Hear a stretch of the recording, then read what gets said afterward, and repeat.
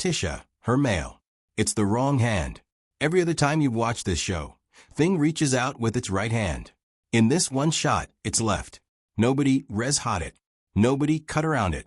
It just aired, and it's still airing that way in reruns today. Once you know why, you'll never watch this show the same way again. And that's just the beginning of what this small, strange, 60-year-old sitcom actually got away with. Here's what almost nobody realized for decades. Thing wasn't a mechanical prop or a stunt double's hand poking through a hole. Thing was Ted Cassidy, the same actor who played the towering butler Lurch, lying flat on his back on a low rolling cart hidden under the floorboards of the set, pushing his arms straight up through a box on cue. He played both characters in the same episodes, sometimes in the same day, climbing off the cart, standing up to his full 6'9" height, and becoming Lurch minutes later. The only time he couldn't do both was when Lurch and Thing needed to appear in the same shot together, and on those occasions, a crew member took his place under the cart instead. Cassidy was right-handed, and that's the hand Thing used almost every single time. But every so often, according to people who worked alongside him, he'd switch to his left hand on purpose, just to find out if a single person on the crew, or in the audience at home, was paying close enough attention to catch it. For years, almost nobody did. It took decades of reruns, and fans rewinding the same scenes over and over, before the switch became something people actually talked about. There's a small joke buried in the credits that made the secret even easier to keep, too.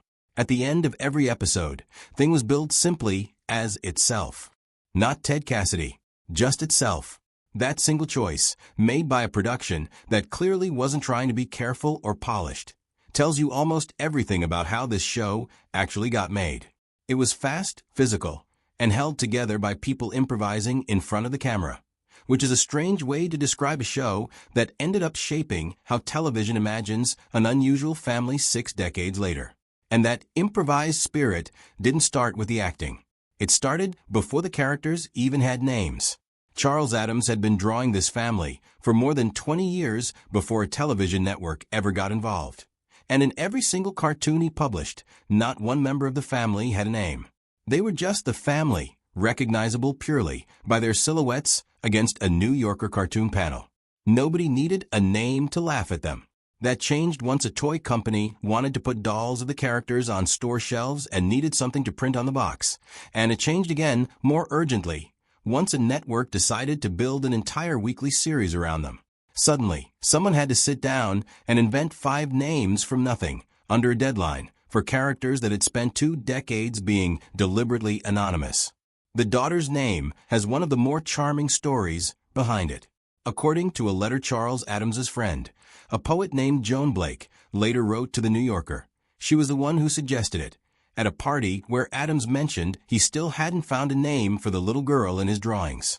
She thought an old nursery rhyme called Monday's Child, the one that assigns a personality to every day of the week, and pointed out that the line, Wednesday's child is full of woe, fit the character perfectly. Addams liked it enough to use it, and the name stuck for good. It's worth saying plainly that Blake's own account can't be fully verified, and at least one book on the show's history suggests the name may simply have come from a friend of Addams's around the time a toy company was preparing dolls of the family, without pinning down exactly who made the suggestion. Either way, the rhyme itself is real, first written down in the 1830s, and the line that gave Wednesday her name and her whole personality has been part of English-speaking folklore for far longer than the show itself. The father's name almost went a completely different direction. Addams reportedly offered 2 choices, Gomez or Rapelli, and left the decision to the actor who'd actually be playing the role. John Astin picked Gomez, and it's genuinely hard to imagine the character under any other name now, but for a little while, it could have gone either way. The son had the closest call of the entire group. Addams's first choice for his name was Pubert, and the studio rejected it almost the moment they heard it, worried it sounded far too suggestive for a family sitcom in the 1960s. They settled on Pugsley instead, and the rejected name didn't disappear forever. It resurfaced decades later as the name of the family's newest baby in a 1990s Addams Family film, which is a strange kind of comeback for a joke that got vetoed the first time around. Naming 5 people from scratch in a matter of weeks turned out to be the easy part of building this show. Making it sound like something worth watching turned out to be a much bigger gamble. And it started with a composer working around a budget nobody wanted to increase. Vic Mizzy wrote the melody for the theme song first, built entirely around a harpsichord, an instrument that gave the whole thing an old, faintly unsettling feel before a single lyric had even been written. He'd already worked out the finger snaps in his head too, a form of percussion that cost the production absolutely nothing and required no musicians to record. Then came the words, and with them a real problem. The production company, Filmways, didn't want to spend money hiring a group of singers to perform the vocal, so Mizzy simply sang it himself. He recorded his own voice on top of itself 3 separate times to fake the sound of an entire group of singers trading lines back and forth, a trick that fooled basically everyone who ever heard on television. During that same recording session, Ted Cassidy leaned into his deep lurch voice and ad-libbed the words neat, sweet, and petite into the mix, and the line stuck permanently in the finished version. Even the closing music that played over the credits at the end of every single episode was built with the same cheap, clever mindset, using nothing more than a triangle, a wooden block, a siren whistle, and a duck call instead of hiring a full studio orchestra. The song never made the national charts when it came out as a single, and honestly, that barely mattered in the long run. Decades later, it's one of the most instantly recognizable pieces of music in American television, still played at basketball arenas to fire up a home crowd, still identifiable from nothing but a few finger snaps, even by people who have genuinely never watched a full episode of the show it belongs to. A composer working around a budget he didn't control ended up building something that no full orchestra could have improved on. And that same scrappy resourcefulness shows up in almost every casting decision behind the camera. John Astin wasn't originally trying out to play a family patriarch at all. He read for the role of Lurch, the towering, mostly silent butler, and producers didn't think he was right for it. What they realized almost immediately was that he was exactly right for Gomez, and the rest of his career followed from that redirect. Ted Cassidy got the role of Lurch instead, a 6'9" former radio announcer with barely any acting credits, a height that had already made him a natural fit for unusual character roles long before this show came along. Lurch was written to be almost completely silent, a looming presence who answered doors and rang the family gong without saying a word. During filming of the pilot episode, the moment came for his very first entrance, and Cassidy improvised 2 words in a slow, deep voice, "Yurang." The crew burst out laughing on set, and producers rewrote the character to let him actually speak from that point forward, turning an improvised line into his most famous piece of dialogue for the rest of his career. Morticia came together in a very different way. Carolyn Jones wasn't a struggling actress looking for whatever part she could get. She'd already earned an Academy Award nomination for an earlier film, shared the screen with Elvis Presley, and won a Golden Globe, long before a weekly sitcom role ever crossed her mind as a real option. She was already a genuine fan of Charles Addams's original cartoons before the show existed, and Addams reportedly wanted her for the role personally. The two of them became real friends during production, and some of her own instincts about Morticia's dry, deadpan humor made their way directly into the scripts. Astin pushed hard to make the marriage between Gomez and Morticia feel like an actual, physical romance, rather than the sexless married couples audiences were used to seeing on television at the time, complete with tango dancing and Gomez kissing his way up her arm whenever she spoke French. Network executives weren't always comfortable with how openly affectionate the couple looked on a family program, but the chemistry stayed in, and it became one of the qualities fans talked about most for decades afterward. This show wasn't the only spooky sitcom fighting for attention that season, either. The Addams Family premiered on ABC on September 18, 1964. Just 6 days later, The Munsters premiered on CBS. 2 black and white shows about unusual families, built around a similar idea, a household that looks strange on paper but treats each other with total warmth, landing on American television in almost the same week.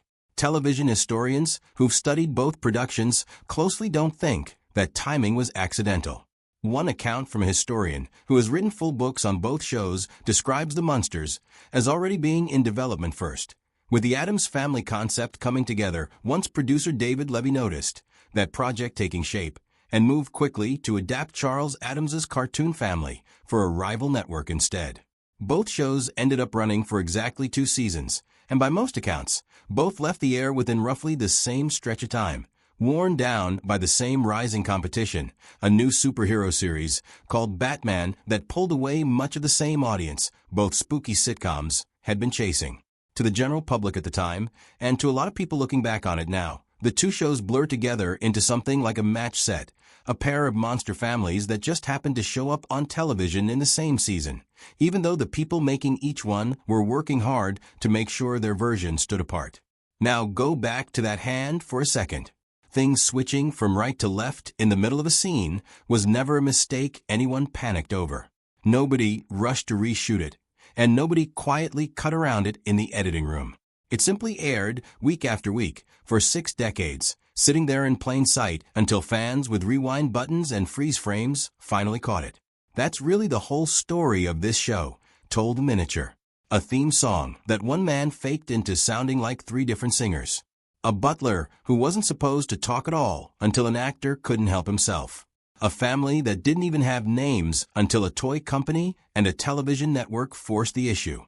A rival show racing it to air within the same single week of the same single season. None of it was engineered to look flawless, and somehow, all of it worked anyway. This show only ran for 2 seasons before it was canceled, and it never dominated the ratings the way people sometimes assume it did looking back. But it kept finding its way back into culture again and again, through a reunion special more than a decade later, through animated versions that introduced the family to entirely new generations of kids, and eventually through a moody teenage reinterpretation that borrowed dance moves directly from the original child actress who played Wednesday, a small detail from a low-budget 1960s set still shaping how the character moves today. Maybe that's the real lesson hiding inside one crooked left hand, caught on camera back in 1965 and never corrected. This show was never trying to look perfect. It was trying to feel alive, made by people improvising their way through tight budgets and a demanding schedule. Actors turning ad-libbed lines into permanent character traits. A composer faking an entire vocal group with his own overdubbed voice.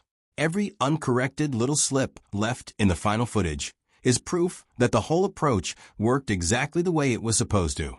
Now that you know Thing was switching hands on purpose, what's another detail from this show you think slipped past everyone for 60 years? Tell me in the comments.